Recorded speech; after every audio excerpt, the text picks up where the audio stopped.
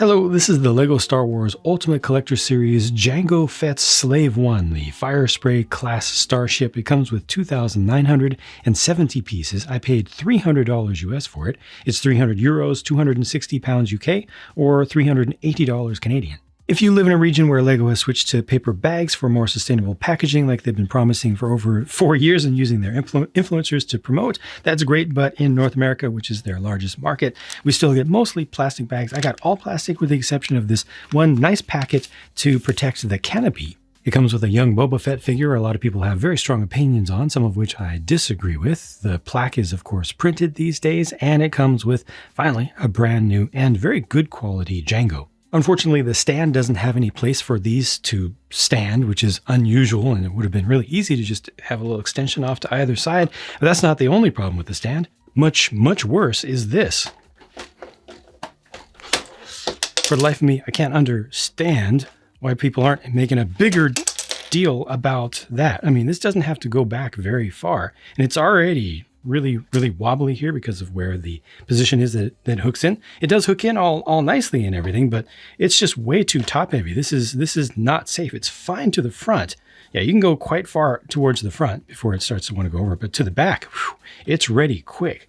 Before I take the ship off this wobbly and unsafe stand, though, let me take advantage of the very good presentation of the whole thing, which is similar to what we had with the original Boba Fett's UCS Slave 1, where you can see the whole backside if you simply rotate it around. This is nice. This lets you see absolutely everything. And surprisingly, this doesn't really have a particularly camera unfriendly angle this time. You know, the Boba Fett's one had some nice detail back here, but so many gaps. And this just really shows off how advanced the shaping is for all of the skirts, the side skirts of the kind of Hoover base, you know, the vacuum cleaner base to this thing. There are so many angles all the way around. Different sections of this bend in different ways and are connected with clips and hinges, all kinds of studs on the side construction, of course. It's really advanced, and it just makes me feel like I'm completely insufficient and I'm going to be completely obsolete soon. I'm not going to even be able to do something with LEGO that's considered good when this is the state of the art. It's so advanced. The techniques and the end result is very good. It's very funny that it has a face right here. It looks like a certain droid from the Star Wars universe. Also, if you turn it upside down, it looks like a C-3PO. You can kind of consider this to be a 2-in-1 in that way. Of course, the wings are able to just rotate on their own just with gravity. So when you bring this down to its horizontal position, those will be in their correct orientation, and you know, everything is presented well here in general. It's just unfortunate that it's not done in a safe way. Jeez, ask me how I know. Yes, I did knock this off accidentally one time, sending it crashing to the floor, requiring quite a bit of rebuilding. Not good.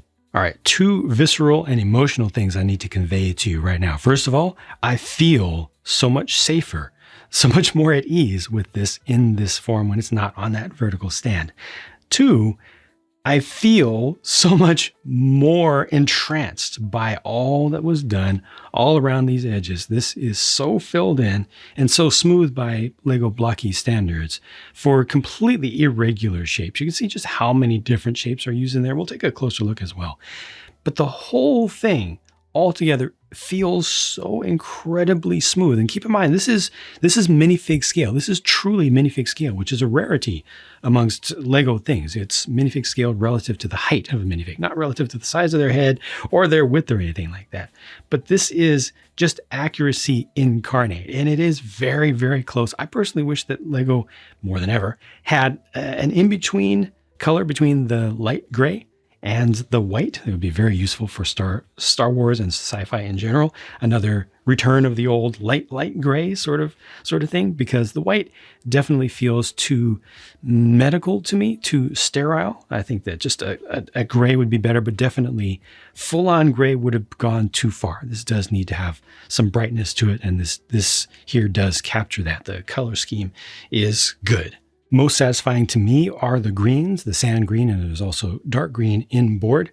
It does have some color correcting stickers, unfortunately, and I did not try to make the kit look any better than it is by pushing those stickers all the way to the edges. The good news is that, like, for instance, this one right here, it is only that size. It only takes up that much space on the piece, so you don't have all this dark blue that has the potential to be mismatched color-wise to worry about. The color match between the sand green, I think, relative of the sticker relative to the plastic in this is actually pretty respectable. I think it's fine.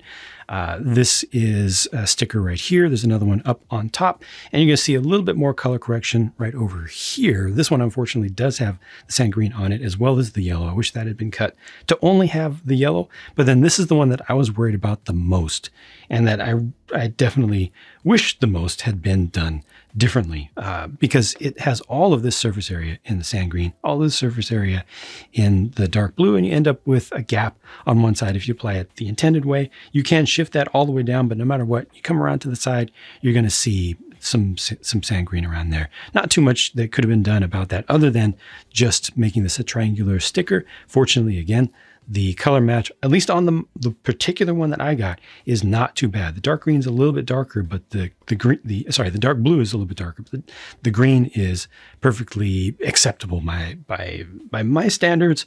If you're going to have a sticker in the first place, shouldn't have had a sticker at all. Should have been a print. But that's a whole other topic that we will continue to talk about for years to come and have up to this point. This right here is also so smooth, but what's more smooth about it than the way it looks is the way it works. Ah, that's so satisfying. That's just, it's a light touch, but it has dampening in it. There's a little bit of friction in that mechanism intentionally, and it's nice and consistent all the way through the throw. And it has a little bit of magic, because you're pushing down, just straight down here, and seeing this move just on a different axis completely. It's very, very satisfying. And this does have some studs right there, so you can place a minifigure there, including when it's open, you can have a minifigure who's walking in or out. Also, notice underneath here, all of this is covered up. So when it's in its vertical on the stand, on the sketchy stand, you're just going to see all of this nice and covered and filled. Or if you just have it on a high shelf, you're going to see that nice and filled. So again, not really any camera unfriendly angles to this thing. Very little gaps around the sides. This is a sticker right here. I think that's perfectly fine. We'll get to the canopy in just a second. I do like the amount of greebling that's used inside of here. I like the use of the dark orange and then the two grays. You got the black in there as well. That all has a nice balance to it. The kind of cool yellow out here, I don't like quite as much, especially with the slightly off-white color, kind of cream color of Lego's whites. It just doesn't, it doesn't feel as present. It doesn't feel as solid here. I feel like there's a little bit of light coming through the parts that just takes me out of the universe just slightly with that. A small nitpick. This is probably the biggest, most noticeable gap in the whole thing. I mean, obviously you got stuff around the edges, but in the areas of the fuselage that are intended to be fully covered, that's the worst of it right there. Just that little bit. You could probably figure out something to put in to that spot. But I mean, for that to be the worst, that's not bad considering how large this is. And again, you can see just how many different shapes are used throughout this, including some of the most recent shapes added to the part inventory for Lego in general. This is at a perfect angle right here. And then the canopy, thankfully, like I said before, it was shipped in its own bag, a paper bag at that was nicely sealed up, so no scuffs on that. And I was worried in advance about this marking right here. It is a sticker, and there's one on either side, but those stickers are white backed, same sticker sheet that the rest of them came from, including this right here. So it's that same white, and therefore it is opaque. It's not gray, thank goodness. If you want, you can place that sticker farther down in the corner, but then you're going to end up with more of a gap towards the top. But you can kind of choose that on your own. At least it's not translucent. The quality there is actually good. It's surprising that they are using a different mold for the canopy than the original. I thought the original was perfect, but this is somehow slightly better still and a little bit more usable in different possible future applications as well. I think just another really good piece. See another sticker right here, and then a color correction sticker over here is another one that should have had just the yellow on it, if it's going to be a sticker at all. And this one, unfortunately, its color match isn't quite as good, or maybe it's just an optical illusion that this one down here, because of its placement, it's not as obvious how different it is from the color of the plastic. It seems a lot closer to me than this does up here. This stands out more because it covers the entire piece, and I guess because it's next to another green, just the way that it's placed plus the shape makes it look different. I think that should have just been a rectangle in yellow, and that would have been perfectly fine. How all this closes up back here is very satisfying when you put it together. There's a bushing that's used inside to hold this in place, this whole entire side panel right here. There's one on either side, obviously. These cannons down here, the little chin guns, are able to rotate around. By default, the studs are basically upside down, so when you have this in its vertical form, it's on its sketchy stand. You've got an anti-stud right there, which is perfectly fine. Just adds a little bit of greebling to it, I think. These do get a little bit misaligned just because there's nothing to lock this together. You can always just squeeze them in a pinch them. And that looks good enough, but to get it proper, you want to just separate them a little bit. And again, it looks really good, and it's not an issue whatsoever. I think I've shown you pretty much everything for the outside of this. Let me go ahead and take you inside. This just is attached with studs at the back. And this is a nice little sub-assembly here, which actually has some weight because they got the nose bit of it. So there's some fill in there. And then when we look at the interior, it's kind of confusing because all of the seats are facing up. All right, these are all seat backs facing up, and the seat bottom is facing towards the back, or well, it's towards the back of the ship. And that's the way that it is because at this time, when Jango owned the thing, canonically, as of today, the cockpit did not rotate. I've seen two different explanations of the history. One of them probably a little bit more canonical than the other, but in one version of the history of the ship, when Jango got this, it had the mechanism to rotate the cockpit, but he disabled it to make more space for things on the interior to be the way that he wanted it. And then later, when Boba inherited it, he re-enabled that feature. I don't think that's the most canonical explanation now, but either way, when Jango had it, it didn't rotate. When Boba had it, it did. Ultimately, that's all just cover for the fact that Kenner at the time, Hasbro now, designed the rotating feature, and it just kind of gained a life of its own in universe.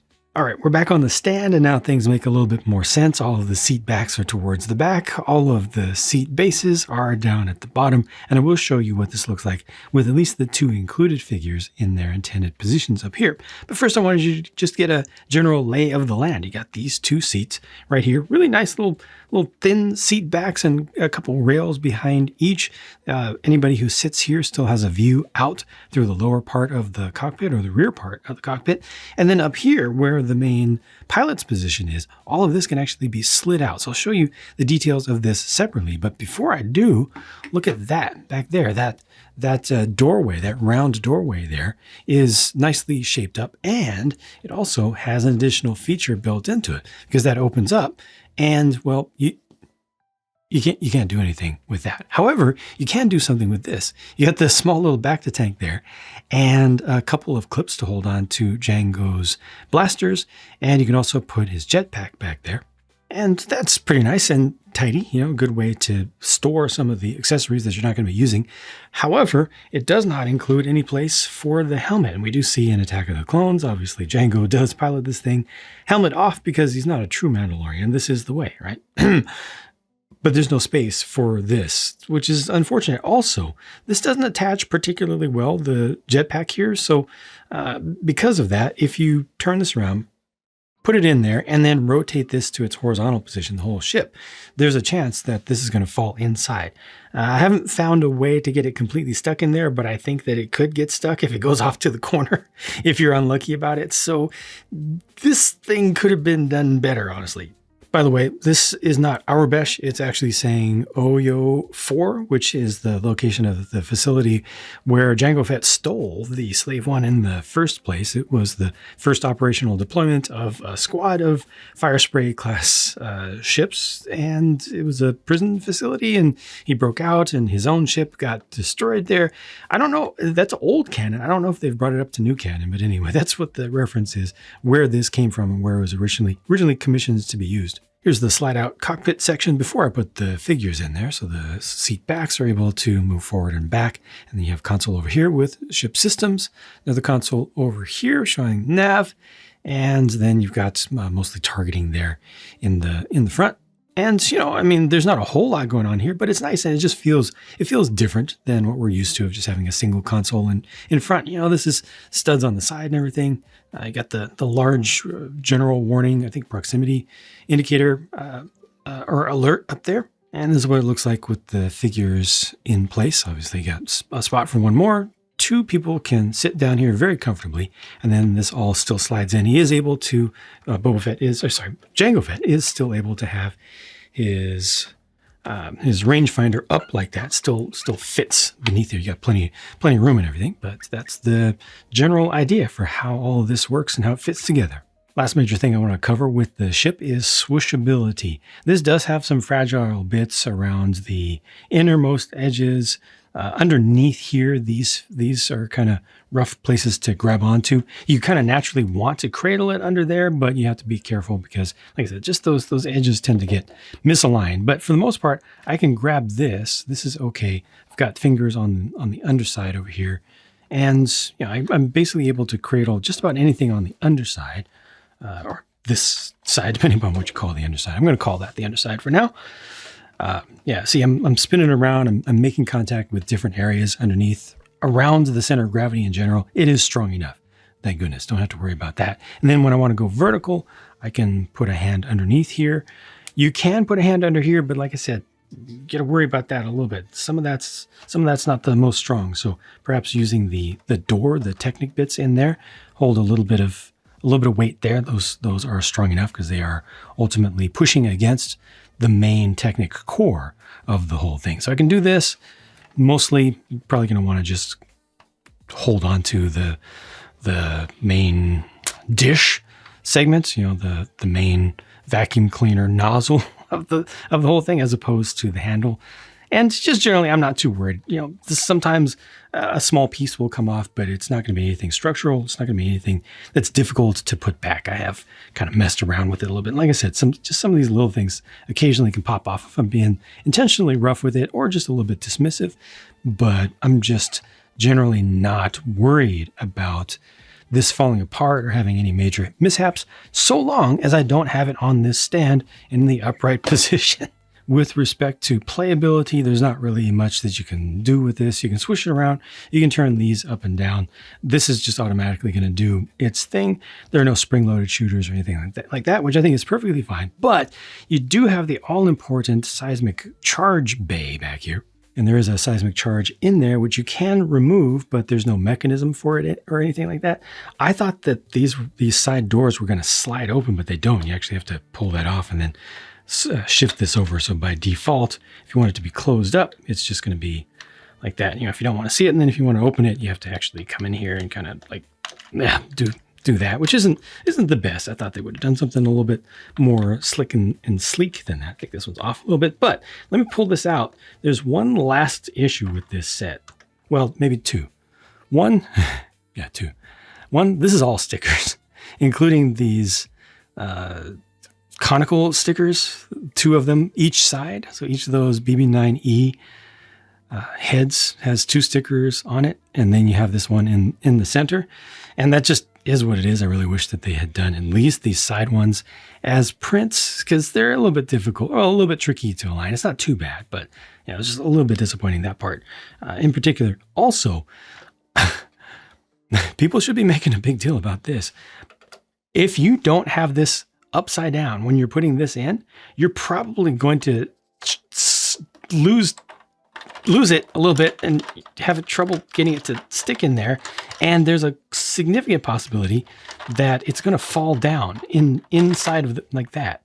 inside of there as you try to get it aligned just right to go in there. Because, unless you have really, really tiny fingers or you're doing it with needle nose pliers or something, it's going to go down in there and it's going to get stuck. So the seismic charge is now inside somewhere in here. Usually I've found in testing, it gets stuck underneath the door here. And yeah, I can't open the door now because it's actually, like I said, it's actually wedged under there. So what I'm going to need to do now is pick the whole thing up and move it horizontal, kind of shift it all the way around, get it to move out of the way. Then I'll open the door and then I'll shift it back this way and pick it up from the door itself. It's just annoying. Yeah, see, there it is.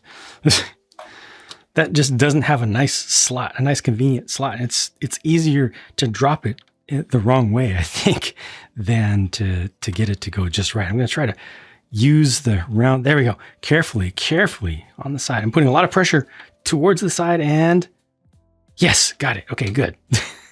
It's just not the most comfortable thing to use. Thankfully, it's not that big of a deal, but could have been better. This Jango Fett minifigure, in my opinion, is very good. I'm very happy with it. It could be a little bit better in a couple of ways, but in general, it's a good quality figure, I think. It has really nice printing on the arms. It doesn't just have printing, it has good printing on the arms with nice details there. The new rangefinder piece is very nice. It's a little bit loose. I would have expected for a brand new mold that it would be a little bit tighter to start with. I'm worried that might loosen up over time. It just feels a little bit too easy, a little bit too loose to move, but I'm not too worried about it yet. I just think over time that could become an issue with later production of that same part in different colors. Another thing is, obviously the jetpack is done in the dark pearl gray or gunmetal gray. Should be silver. It would be kind of perfect to have it just in the regular injection molded silver color. The helmet is a really good design. The graphic design has improved for Mandalorians yet again, thankfully, because they just weren't right previously, and they've improved over time. And I think that this one is definitely looking pretty right for something that's Lego. You're not going to get perfect movie prop accurate proportions on something that's made for Lego minifigures. It just can't be. But I think that this is a very good Legoification of that shape and of that size. Everything is tightened up quite a bit. It looks a lot more serious, a lot less derpy. And then underneath, you have a very detailed Jango Fett face there with the updated skin tone as well to go with the rest of the clones. And that looks pretty good to me. This one also looks pretty good. It's useful. It's a valid option. However, like I said, they do give you a hairpiece. That hairpiece doesn't look particularly great. And more importantly, where's the option to have the analog of this? Because in Attack of the Clones, very clearly when he's helmet off in the Slave One, he's got the headband and the little boom microphone thing on, similar to this. And they could have just put that as the other face. I think this is a good face here. This one's pretty decent. It's probably more useful for ground fighting scenes when he's not in the ship, but it would have been definitely better to have the headset sort of look here and just a better version of hair. I don't know if Lego actually has a good choice of hair, but this one doesn't work great. But at least they do include the hair, and it's not bad, and the whole figure is still very good, I think. Young Boba, I'll try to go through this very quickly because I know a lot of people have some very strong feelings about this. And yes, I did see that the original actor who played young Boba, Daniel Logan, reposted something on Instagram where somebody criticized the look of it. He didn't give any of his own words. He didn't actually say anything about it, but a lot of people put focus on that. And it's okay. It is definitely not a one-to-one perfect accurate rendition of Daniel Logan at however old he was. What is he, 11? I don't remember how old he was. And the hairpiece is different. It's different than the previous one. Obviously, folks who are really into this stuff are going to be very strongly biased towards the old one because of nostalgia. I do agree, however, that the old one looked a little bit better for the average standard styling of his hair. This is more like the rain scene here when he was actually outside. However, if you're going to put him in the rain, where's the poncho? Well, the poncho would have to be a separate cloth piece, and we know that Lego doesn't like to do cloth pieces if they can possibly get away with it, and oftentimes even when they can't get away with it. But ultimately, I think that this is a valid rendition of Boba Fett. I've heard folks complaining that the belt is the wrong color, and that's just incorrect. The belt is the closest to accurate color. It is actually leather. The actual material on the prop is leather, and it is a dark brown. It is a heavily a deep tannin dark brown leather color. But farther down, much more obviously, boots are missing. He had some hecka tall boots that were really, really obvious. So dual molding the boots would have made all the sense here, and they didn't do that. And that's too bad for, a premium high-end kit here. They did match the arms to Jango, which, the color is matched there, which is appropriate. I've seen some folks say it should have been the darker blue. We've gotten darker blue before, but I think that this is a fine choice. A lot of folks don't understand how to look at color grading and to understand color grading and how lighting makes a difference. When you look at some of the behind the scenes photos, some of them have way too much contrast. Obviously on screen, it's way color graded. When you look at some of the more neutral photos of it, it's closer to this. I think that this is a fine choice to make, that the minifig designer made to go with that color overall. This face, I think, looks fine. I have no problem with that face whatsoever. This face, maybe not as useful, but it gives some kind of contrast. He kind of only needs one face, but this is kind of the get him, Dad look, I suppose, something like that. So overall, I do not feel like this is the worst figure ever created, and that Lego has forsaken their fans with this. Most importantly, the boots are missing, and it would have been easy for them to fix that. The hair is just a choice. I don't think it's a wrong one, but if they were going to go with this route, they, like Hasbro has done in the past, they should have just included the poncho as an optional accessory as well. Last up, this is the sticker sheet, and again, I wish that these large angled ones with the sand green and the dark blue had just been triangles. I wish that this one up here had been just the little yellow rectangle, and I wish that all these that are used for the seismic charge had not existed and had simply been printed. But these here for the sides of the canopy actually turned out pretty good. Again, this cost me $300 US. It's 300 euros, 260 pounds UK, or $380 Canadian, for 30 parts short of 3,000 pieces. That is almost identical in price, $300 US, almost identical in price to the inflation and tariff adjusted cost of the original Boba Fett's UCS Slave One, which had 1,000 less pieces. So yes, Lego is expensive. It has always been expensive, and I don't say that dismissively. I say that in recognition of the fact that this is just a big chunk of plastic ultimately, with some stickers and a print, and the minifigures have a couple prints on them. And $300 is a lot for this. It's not that much plastic, honestly. It's really not. Yeah, it's big, but it's not that big. However, just being reasonable here, relative to what we're used to paying for Lego stuff, even back in the old days when everything was better and everything was cheaper, relative to what we're used to paying for the amount of stuff that's here, the price isn't unreasonable. I mean, this is Star Wars. It's big. It's top of the line. It has a lot of large pieces. This is clearly not made of mainly 1x1s, 1x1 cheese slopes and studs and things. It has a handful of those, but it's mostly medium to even larger than average parts here. So you get some stuff. It's heavy. The design is excellent, with a few quirks along the way that I've pointed out, but all this stuff here is true master level. And it's so satisfying to look at when you get it all done, when it all comes together. It just feels good. Again, I personally really wish that this was not white. I'd feel so much better if there was an in-between these two colors. That color would be so useful for so many things. Use it for the T-47. Use it for the X-Wings, the main ones. Use it